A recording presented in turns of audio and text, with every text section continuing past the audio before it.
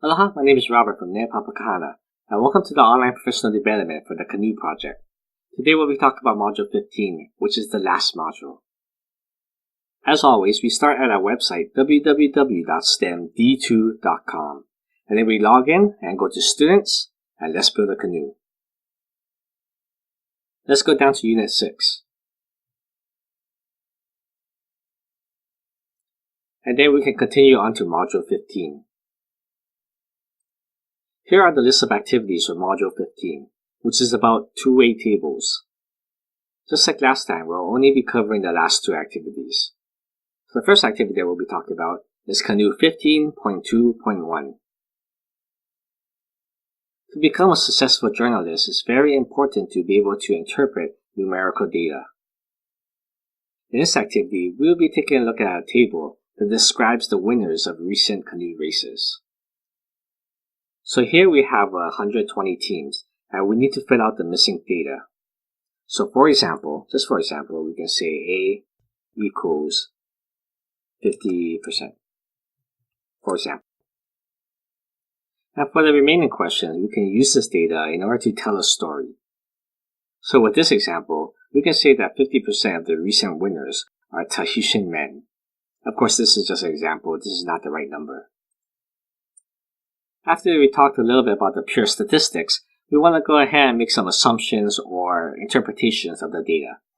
So, for example, we can say something like, the Tahitian men are the best canoe racers, which may or may not be true, but this is an interpretation that we can come to with some of the data. And if that's your interpretation, later on you want to try to back it up with some of the statistics. And then you want to take a look at some of the interpretations of some of the other classmates.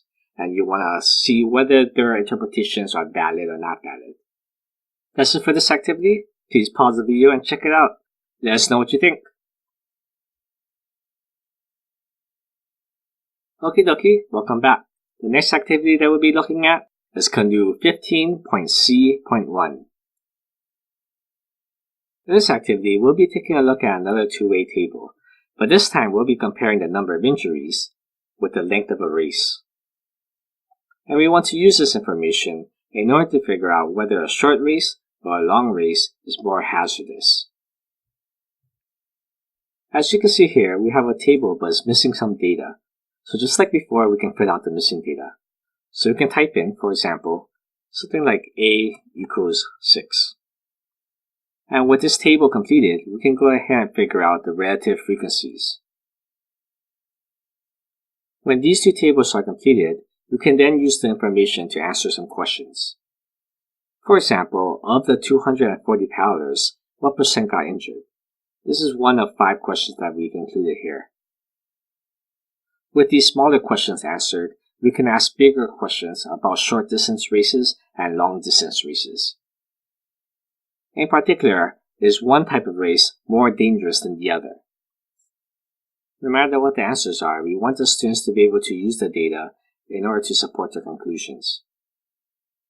For example, we can say that one race is more dangerous than the other if it has a higher total number of injuries.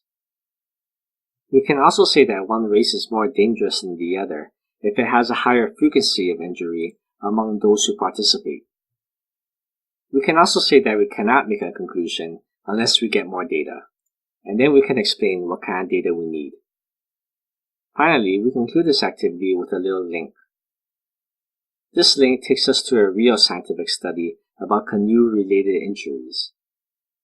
If you want, you can encourage your students to read it, but it's totally optional.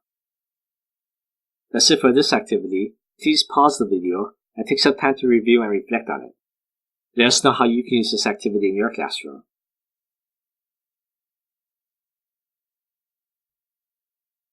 Okay, that's it for Module 15. Module 15 is our last module. Thank you for being a part of this professional development series. We'll see you again next time.